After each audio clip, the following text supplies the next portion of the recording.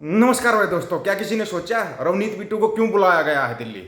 और रवनीत बिट्टू को दिल्ली बुलाया गया तो दिल्ली किस हालत में पहुंचा है आप लोगों को पता है? किसी को पता है दिल्ली किस हालत में पहुंचा रवनीत बिट्टू? नहीं तो वीडियो वायरल हो रहे हैं। हम नहीं कह रहे, नेशनल मीडिया पर वीडियो वायरल हो रहे हैं। मतलब कि इतनी भूख है इन लोगों को, इतनी लालसा है कि पंजाब कल का बर्बाद होता आज हो जाओ, लेकिन इन लोगों को ना बस कुछ ना कुछ चाहिए। रवनीत बिट्टू को क्यों बुलाया गया था? आपको एक बयान सुनाया था रवनीत बिट्टू का, अगर याद हो तो, कि 4 जून के बाद देख लेंगे हम किसानों को और आंदोलन करने वालों को। कोई इलेक्शन जीते है क्या? वो जीते हुए को तो मंत्री बना नहीं पा रहा है प्रधानमंत्री मोदी साहब। इसको कौन सा मंत्री बनाएगा? ये सोचा कभी आपने? कभी सोचा? दिमाग लगाना, इसको क्यों बुलाया गया है, किस दौरान बुलाया गया है? क्या ये जीत गया था क्या? आगे मिल के जीता है ये? नहीं, 3 बार जीता है तो तीनों बार कांग्रेस की टिकट पर जीता है ये। इसके अंदर काबिलियत क्या है? कुछ भी नहीं। फिर इसको दिल्ली क्यों बुलाएगा? फिर जब ये दिल्ली गया बंदा तो वहां पे क्या था? ट्रैफिक जाम हो गया होगा जब ये पहुंचा। ट्रैफिक जाम में अपनी गाड़ी छोड़कर ये पैदल भाग गया है।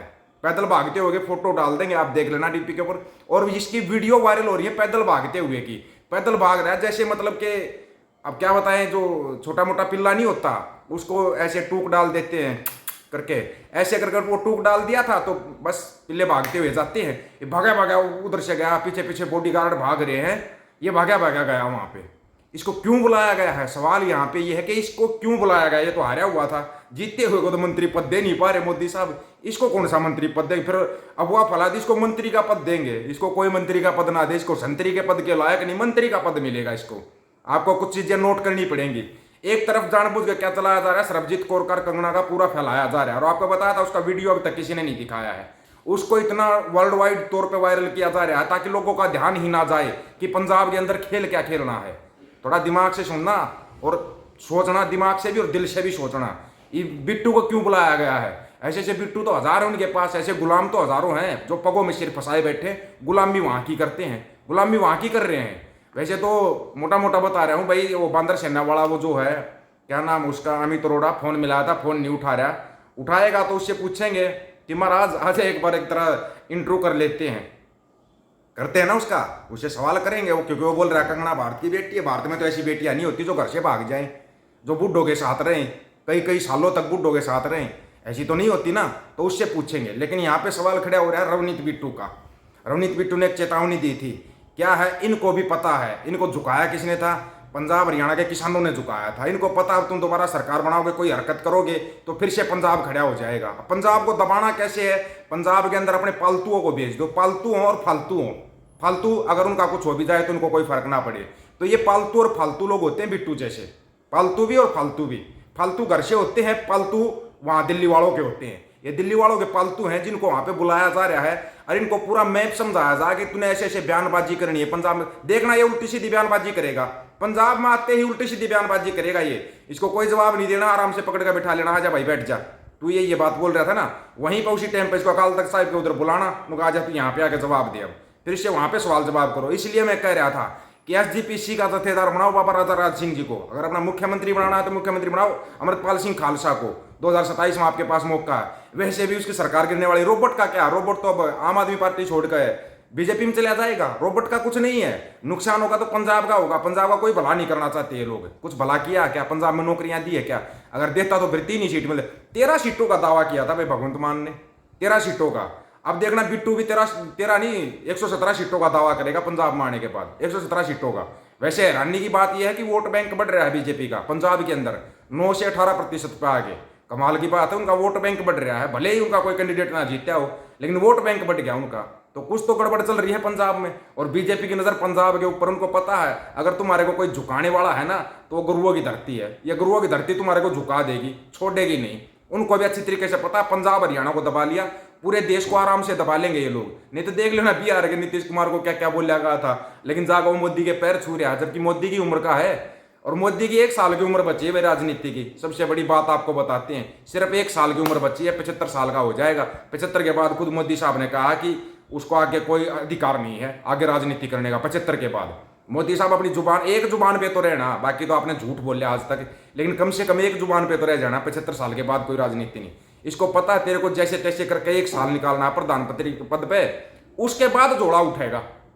उसके बाद जोड़ा उठेगा, इसलिए तो इसने सबके पैर पकड़ लिए। भले ही गठबंधन हो, आ जाओ गठबंधन हो, एक कोई एक सीट जीत रहा, आजा तू भी आजा, तेरे कोई मंत्री पद दूंगा, बस मेरे को 1 साल बचा दो कैसे भी करके। जैसे तैसे करके 1 साल तो नहीं है, लेकिन 6 महीने में गायब हो जाएगा। पहली बात तो आज प्रधानमंत्री पद की शपथ ले रहा है, सुबह मेरे को इंडिया में प्रधानमंत्री मोदी दिखा देना भैया, मान जाऊंगा मैं आपको। सुबह दिन निकलते ही ये बता देना कि प्रधानमंत्री मोदी दिल्ली है, गुजरात है या कहां पे है। गारंटी दे रहा हूं मैं इस चीज की, गारंटी।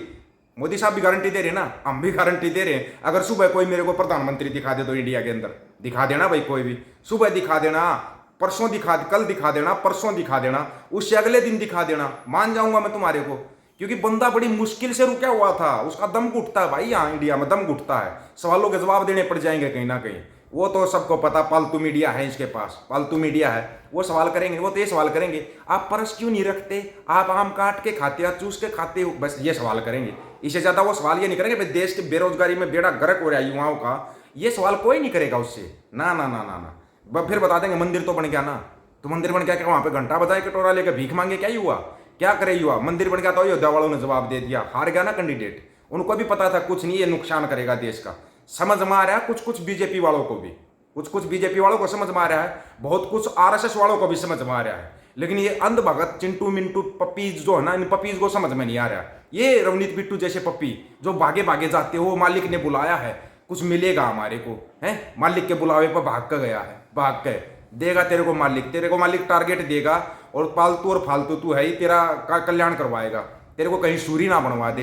ये पहले ही बता रहे हूँ, कहीं सूरी ना बनवा दे, तेरे को इतना ध्यान रखना, ठीक है। तू गया तो जरूर है वहां पे भाग के, लेकिन एक चीज का ध्यान रखना, गया है तो तू पद लेने के लिए गया है, पद को तो भूल जाना, तू कहीं अपनी ये साख भी मत खो देना कहीं ना। अभी तक तू बचा हुआ, तू सिर पे पग लगाता इसलिए बचा हुआ, जो दस्तार सजाता ना, गुरुओं की दी हुई दस्तार है, उसका तो मान रख ले, बेशरम आदमी, थोड़ा बहुत उसका मान रख ले। यही भगवंत मान के ऊपर लागू होता है, थोड़ी बहुत तो शर्म कर ले बेवड़े रोबोट, थोड़ी बहुत तो शर्म कर ले।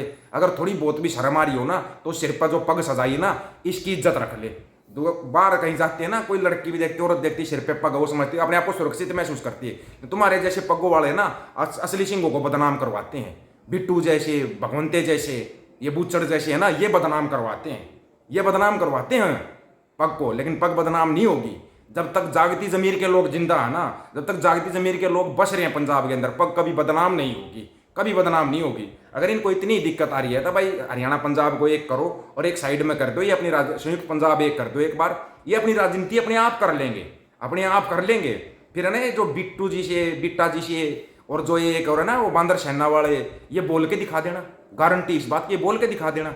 लेकिन ये पालतू फालतू लोग इसलिए बोल रहे हैं क्योंकि है ना सिंह पहले किसी को कुछ नहीं बोलते, कुछ नहीं बोलते, लेकिन आटा चढ़ गए ना तो सूरी के पास भी भेजते हैं। ये भी पता होना चाहिए, इस बात का सबको पता होना चाहिए। पहले किसी को कुछ नहीं कहते, कभी किसी दूसरे धर्म के बारे में कुछ नहीं कहेंगे, जातियों के बारे में कुछ नहीं कहेंगे, कभी नहीं कहेंगे।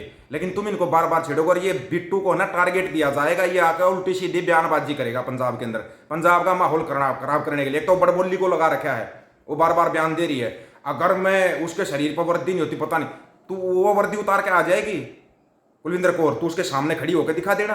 पता नहीं ये कहां से बयानबाजी रहा, अरोड़ा डाल रहा है उस पोस्ट को। अरोड़े तू एक बार फोन उठा ले और मेरे को एक बार इंटरव्यू दे दे, तेरा तो जहाज मैं बनाऊंगा, तेरे को बगैर पंखों वाला हेलीकॉप्टर बनाऊंगा। अरोड़ा तू एक बार फोन उठा ले, बस गारंटी इस चीज की। आप लोगों को क्या राय है भाई, बिट्टू जैसे फालतू फालतू का क्या करना चाहिए? अपनी राय रखना, आपकी राय का इंतजार रहेगा। सभी साथियों को राम राम, नमस्कार, आदाब, सत श्री अकाल।